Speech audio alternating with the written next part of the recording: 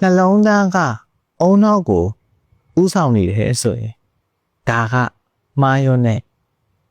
အရာတစ်ခုပဲကျွန်တော်တို့လူသားတွေများအားဖြင့်နှလုံးသားနဲ့ပြောလိုက်တာအများအားဖြင့်ပြောဆိုတတ်ကြပါတယ်ဒါပေမဲ့အမှန်အားဖြင့်လူတစ်ယောက်ကိုဥဆောင်နိုင်တာကအုံနောက်ပါနှလုံးသားဟာသွေးကိုစုပ်ပြီးကြက်ထုတ်ပေးနိုင်တဲ့အင်္ဂါရက်ကိုပဲသူ့လိုပေးနိုင်တာဖြစ်ပါတယ်ခံစားချက်တွေဆုံးဖြတ်ချက်တွေအကြံအစီတွေအားလုံးကအုံနောက်ကလုပ်ကြပါတယ်အမျိုးမျိုးသောအခြေအနေတစ်ခုကိုခွဲခြမ်းစိတ်ဖြာပြီးဆုံးဖြတ်ချက်ချတာကိုအုံနောက်ကလုပ်ပါတယ်လူကခြေလန်းတလန်းမချလိုက်ခင်အုံနောက်ကတွက်ချက်ပြီးမှအမိန်ပေးတာပါ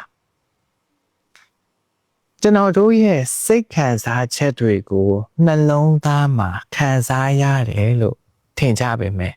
အမှန်မှာတော့အုံနောက်မှာဖြစ်ပါတယ်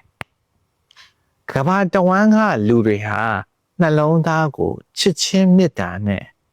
အမှတ်အသားဖြစ်အသုံးပြုကြတယ်ကမ္ဘာတဝန်းကလူတွေနော်ချစ်ချင်းမေတ္တာကိုနှလုံးသားအဖြစ်အမှတ်အသားပြုကြတယ်ဒါတွေဟာလူတွေရဲ့ယဉ်ကျေးမှု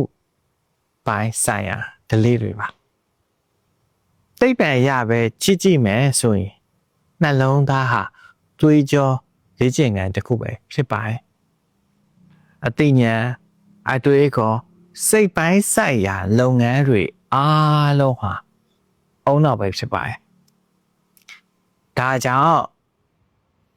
လူကိုဥဆောင်နိုင်တဲ့အင်အားခေါ်အားအရင်အမြင့်ဟာနှလုံးသားမှာမဟုတ်ပါဘူးအုံနောက်ပဲရှိတာပါ